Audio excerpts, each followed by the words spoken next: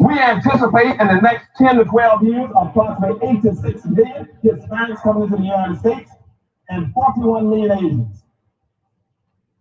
You have been the majority minority for 400 years in this country. You have been the number 2 population for 400 years. You're going to get kicked out of being number 2. You're going to go down and become number 4. Now, common sense, even a 3rd grade education will tell you, if you didn't get anything when you were number 2,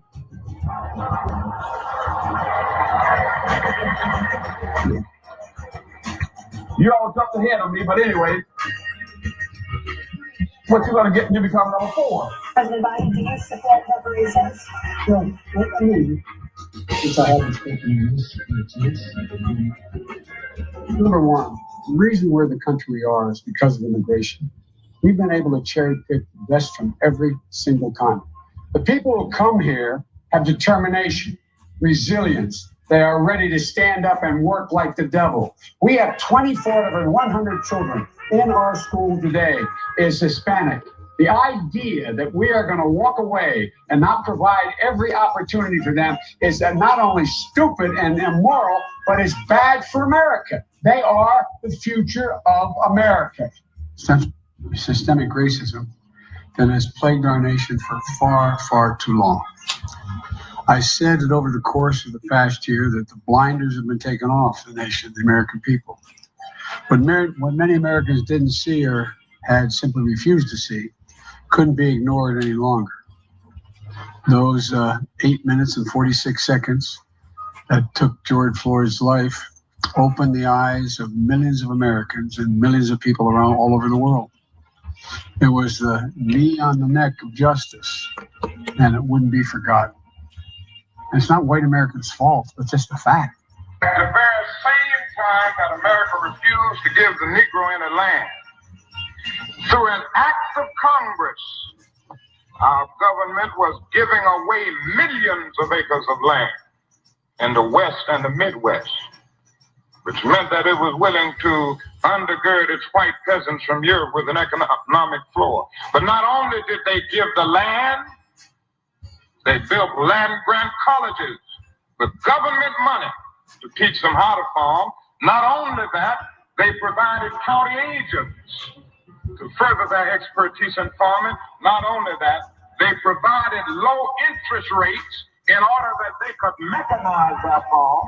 Not only that, today, many of these people are receiving millions of dollars in federal subsidies not to farm, and they are the very people telling the black man that he ought to lift himself by his own bootstraps.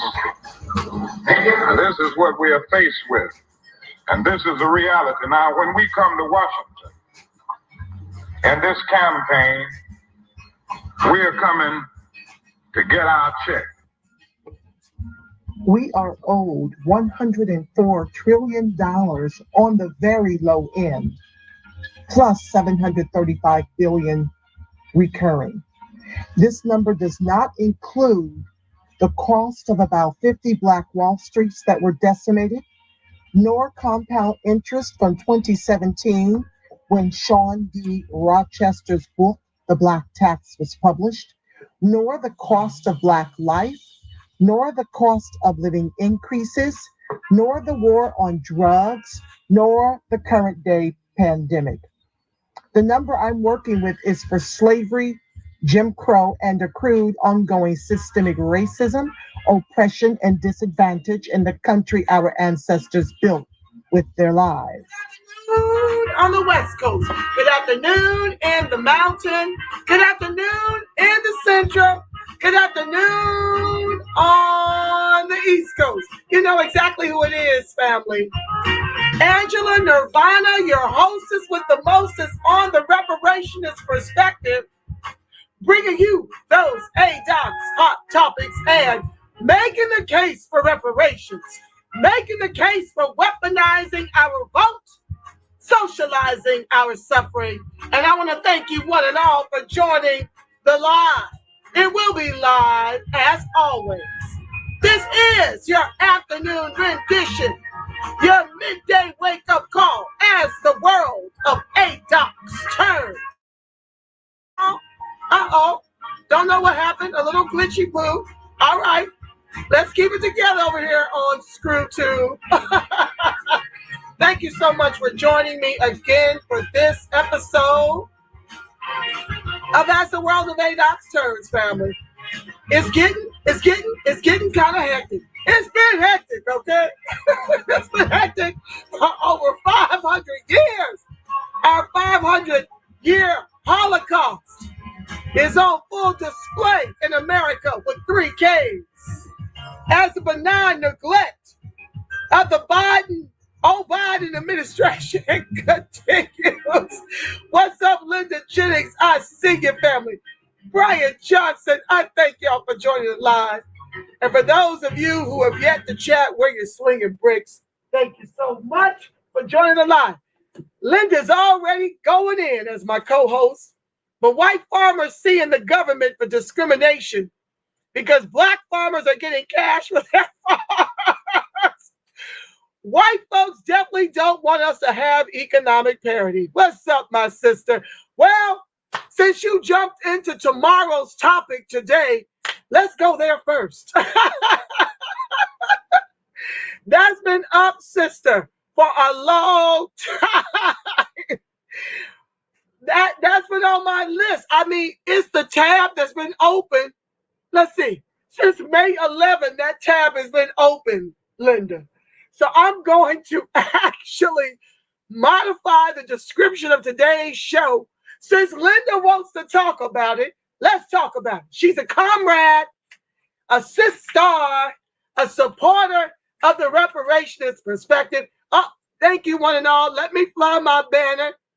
Let me put my hat out. Let me fly my banner to get support, y'all, to offset the cost of the show. To what else I got to do? I got about 9 more series. Listen, I'm becoming my own Patreon.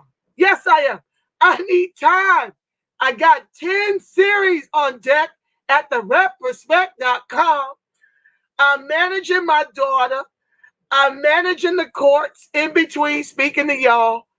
And I want to do this full time. I want to advocate for reparations full time. I'm working with about 5 different advocacy groups all throughout the country, getting it done here in California, pulling in my comrades from the other grassroots. It's a lot of time, energy, and resources. So I thank you for supporting the show. I thank you for watching. I thank you and love you for all of it. Okay? So Linda, okay, she wants to go in on this article I've been trying to bring y'all. White farmers sue the U.S. government over the stimulus for socially disadvantaged farmers. Linda, look at what you done started. You done totally derailed my talking points for today. But this conversation needs to happen. I'm telling you, not only is the roof on fire, family, the whole damn thing, all ADOS is on fire. ADOX, FBA-B1, however you want to name it, we're on fire. These white farmers got the unmitigated gall to sue the government. Mind you, we've been neutralized economically for a bazillion years since we were dragged here in chains. White farmers killed and stole all the money. They now get to sue the U.S. government over stimulus for the socially disadvantaged farmers. When I say the puckery is R-E-A-L, the puckery is R-E-A-L. Okay? A group of American farmers, a group of white inferior race civilian glacier donkeys, all of them white, is suing the government for race-based discrimination, alleging that the U.S. Department of Agriculture loan forgiveness program for farmers of color, that ain't even just us, is a violation under the Constitution. Is this what they gonna say when they run us those checks in the trillions over multi-generations? Are they gonna be suing the government with all the money money they killed and stole from us in order to get a come up. Again, another come up. While we're neutralized economically and can't afford to fight. Fix it, Black Jesus. All of my clients just want to be treated equally. Daniel Lennington, Deputy Counsel and Lead Attorney for the lawsuit, told Yahoo Finance. They're not looking for any special treatment.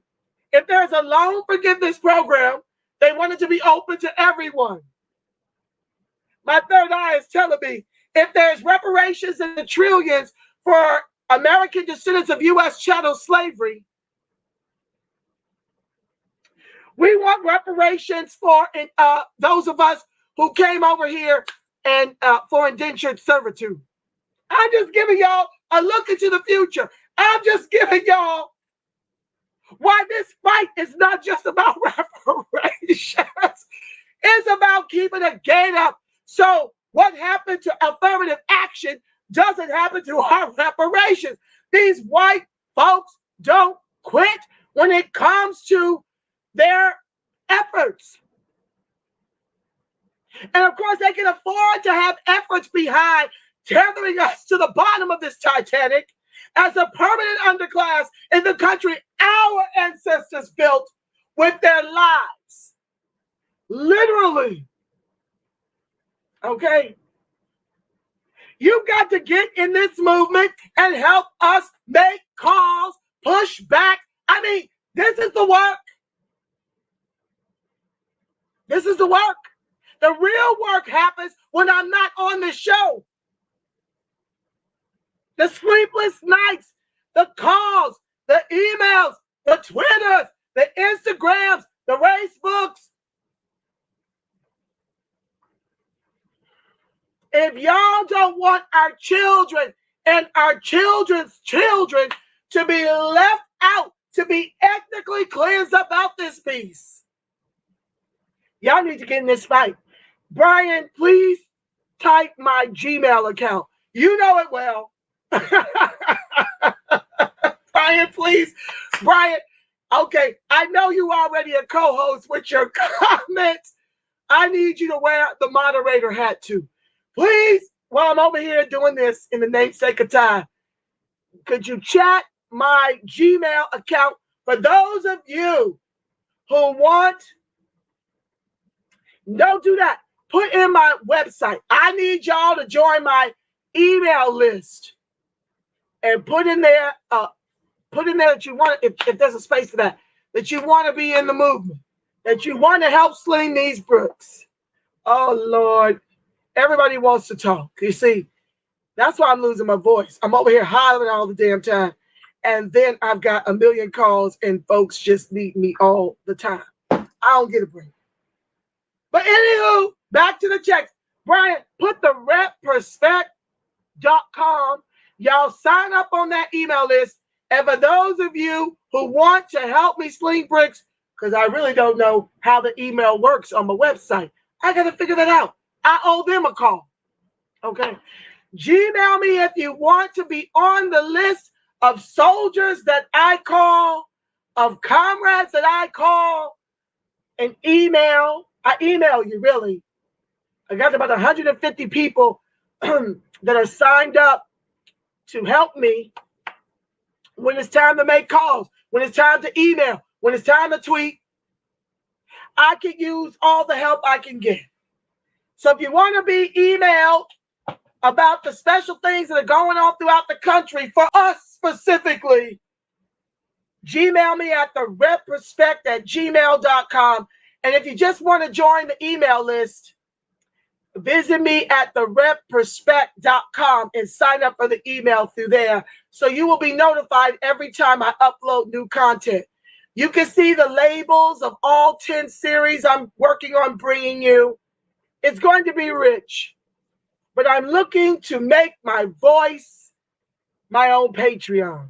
So ScrewTube and Patreon and Racebook don't get a piece of me. And don't get to disable my accounts whenever they don't like hearing the TR Ruth as I tell it like it TR is. Okay? And your support, that's the only way we're going to do this, family. Your support enables me to educate the masses and advocate full time for our people. Now, I know you can't think of a better face and voice you'd like to push the needle to get us those reparations directly depositing into our accounts. I appreciate you. I love you, Black and Strong. Back to the text.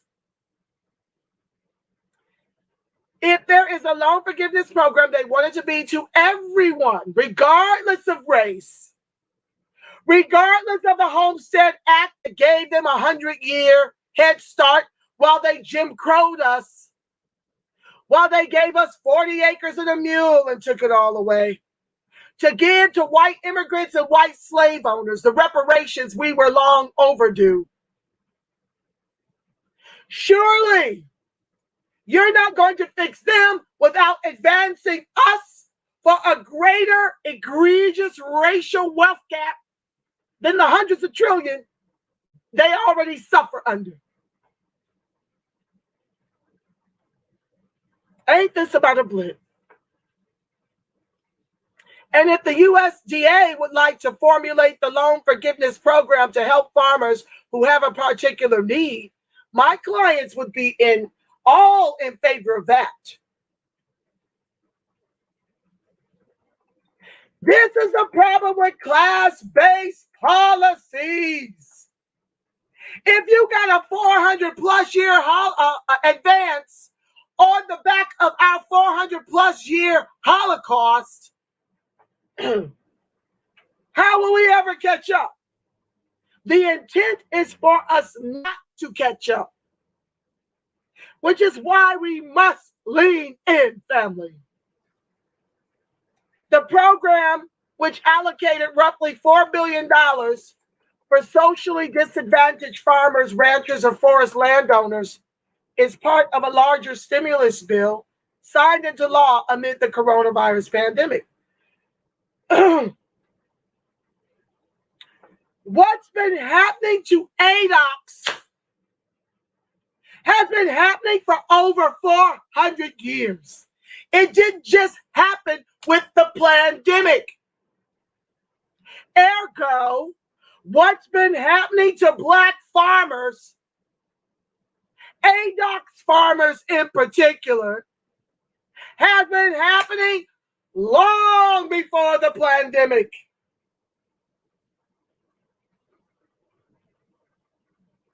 So it's $4 billion of the 6.2 quadrillion we are owed. And it's for the color gang, you see. That means immigrants will be getting a piece of this $4 billion. And the white folks want that too. Socially disadvantaged in this case is defined as relating to groups subjected to racial ethnic prejudice because of their identity as members of a group without regard to their individual qualities. This is what's going to happen to the reparations if we don't fight. There will be $5 white ADOCs, $5 Indian ADOCs, $5 Hispanic ADOCs, $5 Asian ADOCs, and we might get a crumb, a few of us. Let that sink in, okay? Agriculture Secretary Tom Vilsack previously stated that Biden administration policies aim to root out whatever systemic racism and barriers may exist at the Department of Agriculture directed to Black farmers. Here we go. Socially disadvantaged farmers and people who live in persistently poor areas of rural America. Don't that sound like Kuhn Clyburn's 30-20-10? A measly $4 billion has to be divided between us, the socially disadvantaged farmers, the people who live in persistently poor areas of rural America, like the Appalachians. And the way Kuhn Clyburn structured it was 30% would go to the Appalachian whites. 20% would go to everybody else. The 10% was for us. Lots of black, white supremacists running around these fights. All skin folk ain't kin folk. You best to recognize and get beyond identity and respectability politics. I've told y'all, my square is a red top and a blue Congress until they cut the checks in the trillions over multi-generations with a very secure chattel gate. Let me take a sip. I'm getting hoarse. And I've got 2 more days before I can take a relaxation over the weekend. I know you're like, well, stop screaming. It makes me want to holler. I'll do my best, but I can't promise. Eligible farmers would see up to 120% of their outstanding debts paid off as a result of the American Rescue Plan. And this is what is problematic with class-based policies. It's just ultimately going to become another white wealth transfer. When it's not specific to ADOCs, you get reparations for the whole damn country. Red top, blue Congress.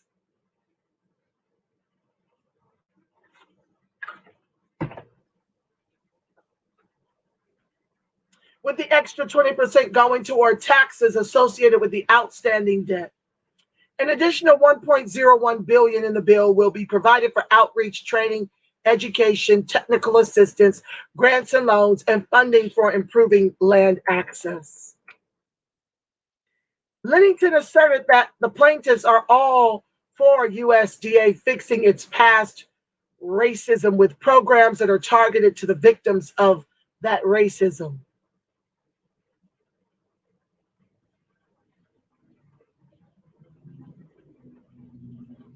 You're all for it till you're not.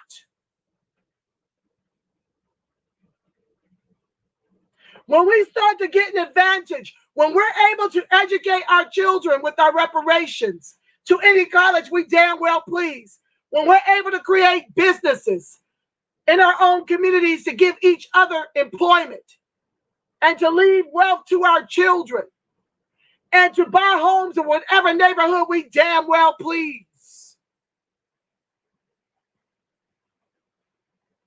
then you'll be all against it. You're all for it as long as we're under the boot of your oppression. If you were all for it, you wouldn't have burned down all of our Black Wall Streets and lynched us and drove us out of our communities through gentrification and state-sanctioned executions. Stop your lies, glacier donkeys.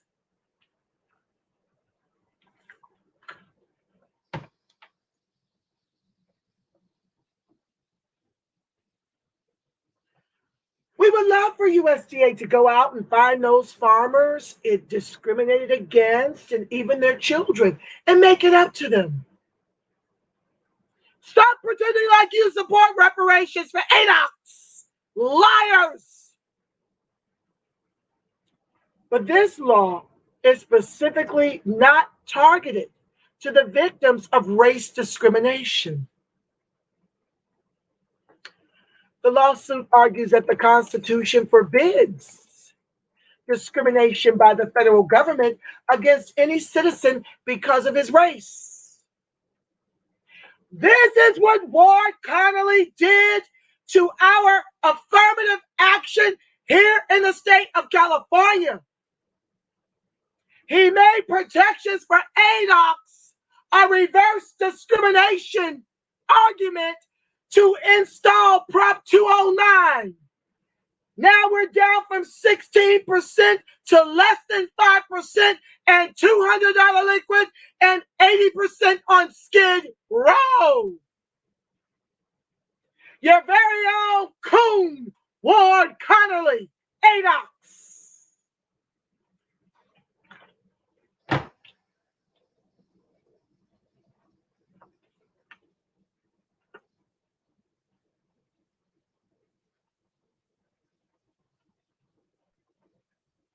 Therefore, according to the plaintiffs, any race-based classifications must be subjected to the most rigid scrutiny. John Boyd, president of the National Black Farmers Association, told Yahoo Finance that the lawsuit, quote, shows the troubling pattern, and it looks like we're going back in time in history where they just don't want blacks to have anything and be willing to be treated with dignity and respect. That's it. 8 out of 10 blacks in the state of Texas who applied for federal aid were denied.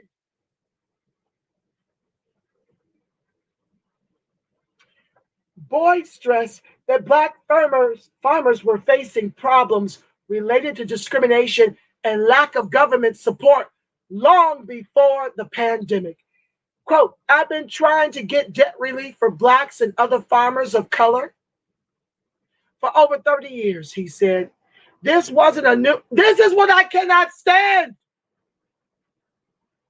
You create the problem by weaponizing immigration against us, then everything we fight for has to include them. You brought this over to oppress us, to drive us into the highest rates of unemployment and underemployment. And now we've got to carry them on our backs. We can't just do for ourselves without including people of color. He's been fighting for blacks and other farmers of color for over 30 years. That's not what I will ever do over here. Let's be clear. This is for ADOX. Had he been fighting for his own people, would have taken 30 years? Maybe, but at least your energy would have been in helping your own people. Are they fighting 30 years for our social and economic justice and inclusion? Are the black immigrants? Are the Hispanics? Are the Asians? Are the whites? Then why the hell we're expected to expend our energy helping to do it for every damn body? Not me. You can call me what you want. I am ADOX for ADOX. We are at George Floyd, 9 minutes and 29 seconds. Today is the memorial of his 1-year execution of the white inferior glacier donkey Chauvin. That's what happens when you don't focus on your own people akin to all the other groups.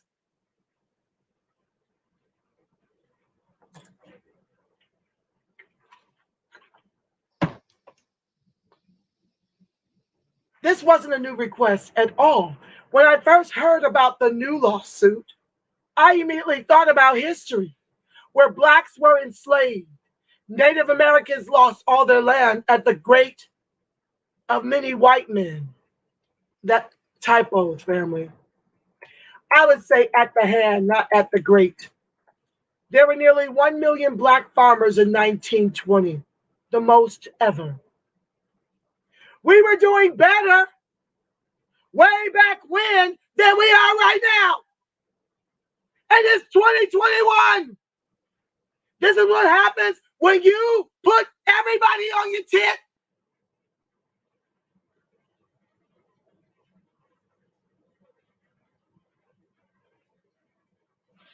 As of April 2019, there are roughly 45,500 Black farmers, which account for 1.3% of the population, The Guardian reported. Those farmers own just 0.52% of farmland, half of 1 percentage point in the country. After having 1 million Black farmers in 1920.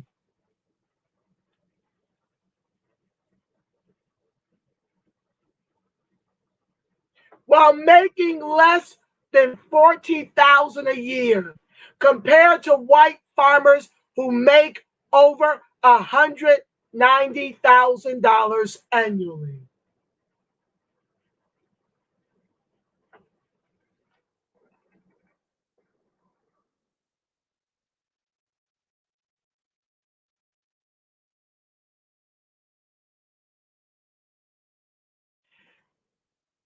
The Agriculture Commissioner for the state of Texas, Sid Miller, also filed a lawsuit against the stimulus program for farmers of color, calling it unconstitutional.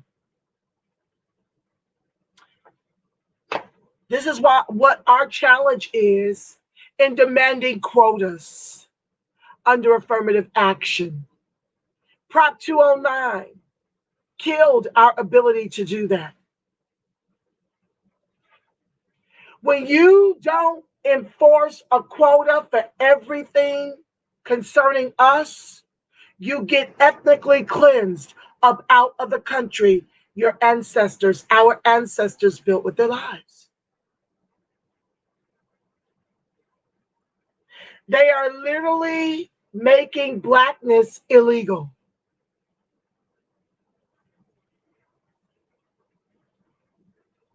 Calling the special set-asides that are necessary after they killed and stole everything from us unconstitutional.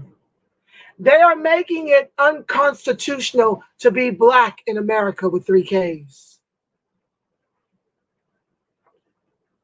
Ask about Miller's lawsuit. Boyd noted that 8 out of 10 Blacks in the state of Texas who applied for federal aid were denied.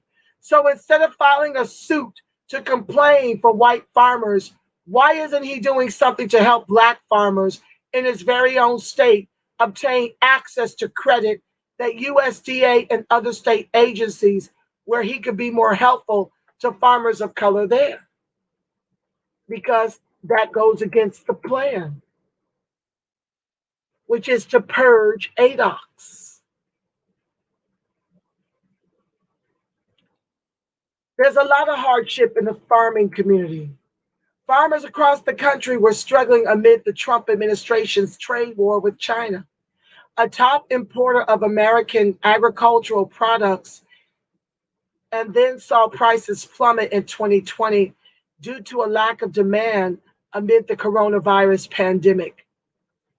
The Trump administration created the Market Facilitation Program, MFP, to offset the effects of the trade war, directing about $24 billion to American farmers. About 99.5% of the initial payments went to white farmers.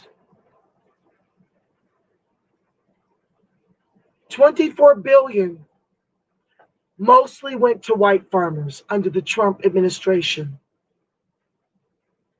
Market Facilitation Program.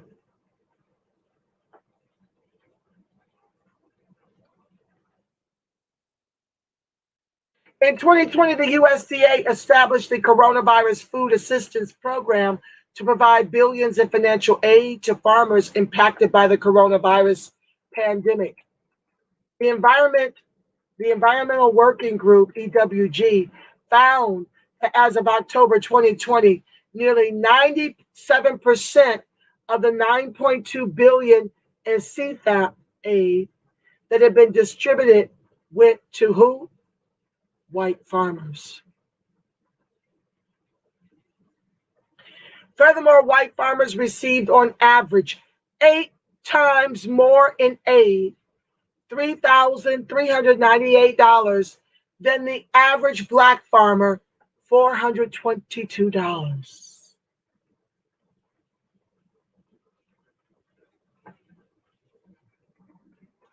According to Lennington, all of his clients have been hurt very hard by the pandemic. Additionally, he said more than 50 farmers from around the country who've also suffered through the pandemic are interested in joining the lawsuit. Adam Faust, our lead plaintiff, had to reduce the supply of milk that he had because the prices of milk crashed when the pandemic struck, Lennington said. I've talked to other clients who have experienced very high fuel prices and fertilizer prices. Other clients have talked about how the price of ranching land has gone up. When white folks catch a cold, ADOCs catch COVID and die.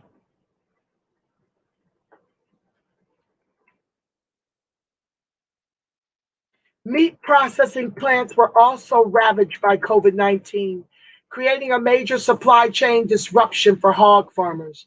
As of February 2020, at least 250 workers died from the virus, while more than 50,000 have been infected, ProPublica reported. The number of cases forced many meatpacking facilities to close down temporarily, which created a major financial blow for meat producers. So I've talked to a client who has hogs, and they had to euthanize several hundred hogs in one day because the price of pork fell dramatically when COVID struck, Lennington said. A lot of the pork processing plants had to shut down because the factory workers got COVID. Another issue that the pandemic created, Lennington said, is a labor shortage in the agriculture sector. They're having trouble finding workers, he said. The price of labor is going up. Although you might look at the commodity prices and see they're going up and think it's a good time to be a farmer, you also have to look at all of the inputs. So it's very narrow profit margins on each acre of land right now. Overall, according to Lennington, the farmers bringing the lawsuit want to be able to apply for the stimulus. Quote, our clients are simple farmers who want to be treated equally. Ain't that about a blip? After the unfair mistreatment of ADOCs for over 400 plus years, they want equal, they want to be treated with equality. They do not want special treatment. So we want special treatment after white inferior glacier donkeys have killed and stolen everything our ancestors built with their lives through the worst heinous chattel slave labor known in the free world. They want to be able to apply for a program that anybody else can apply for, and if they qualify, they would like a benefit. Another white wealth transfer after two that I just told you about in this very article.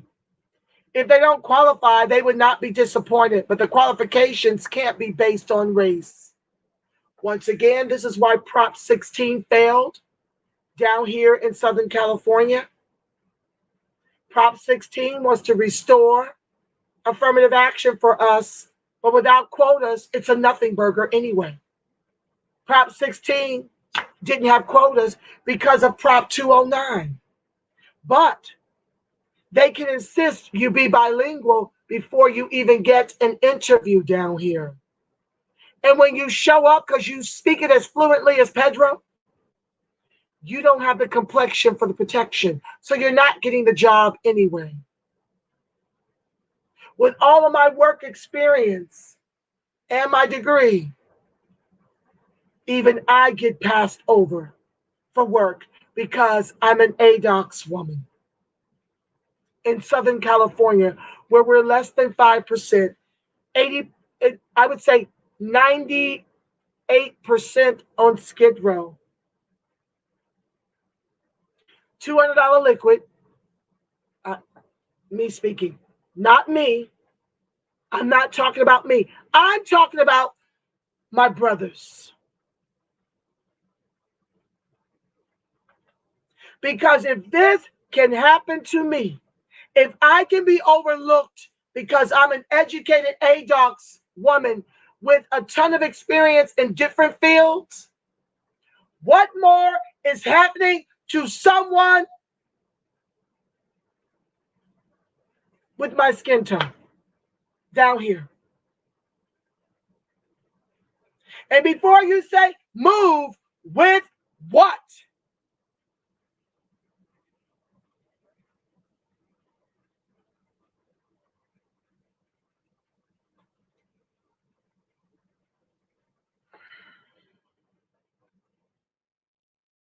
And they can stop lying.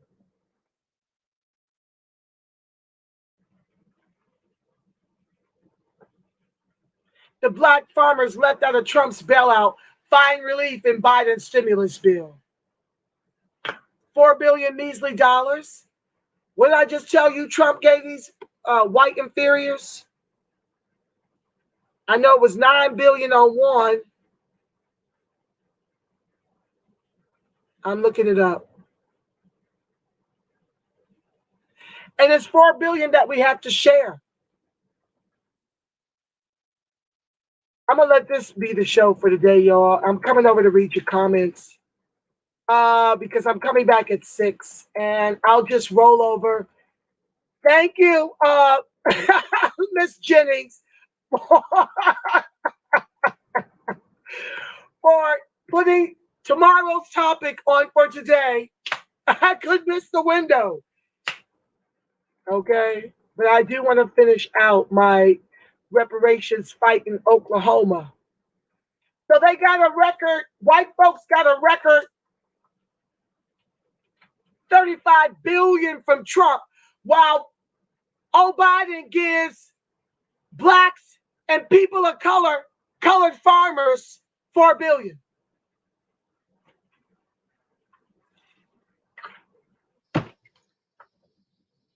This is why I fight. This is why I scream. I don't know why everybody ain't screaming at the top of their damn lungs. I don't get it. Thank you guys for joining the live. Okay. Let's see here. Linda says, and the white farmers own 98% of the farmland. They crazy. All right. Brian says, it's funny you say that because I'm getting ready to send you an email now. Thank you so much, Brian. Black Magic, I see you, family. Brian says, if recent legislation for the AAPI should teach folk anything, it's that specificity is crucial to actually benefiting from these resource distributing policies. You better say that there. He also goes on to say, isn't it funny how we're told to do for self until it comes time to get legislation for self? Brian, I gotta put that up. The usual advice for us to be self-sufficient capitalists, bootstrappers, mysteriously becomes a cry for socialism from other groups looking to benefit as well. Don't forget the corporate with 3 Ks. The corporatists are the biggest welfare kings on the planet. They love to capitalize their profits and socialize their losses. Always looking for a handout. I love y'all black and strong. With that said, family, I'm going to close the show out. I hope to see you back at 6 p.m. for the anti-black racism report. We're going to talk about George Floyd. Today is his 1-year anniversary of his execution by the white inferior glacier donkey Chauvin. We're going to talk about it. I got a couple other things on deck over there, but you know, If we don't get to it, we'll roll it over. I'll roll over the Oklahoma show to tomorrow, the reparations for them. We'll get into that tomorrow. And Linda, could you please Gmail me if you want to take over my show again? I'm just teasing, my love. So glad to have you over here. And yeah, when you opened that up, I had to dig in because it's diabolical what's happening to ADOCs all throughout the country. And I'm here to always wake you up to the puckery so that you can get involved. With that said, I'm doing that. I love you, Black. I love you strong. I hope to see you at 6 p.m. Until then, family, you make it a beautiful God-inspired rest of your afternoon. Peace to you, family.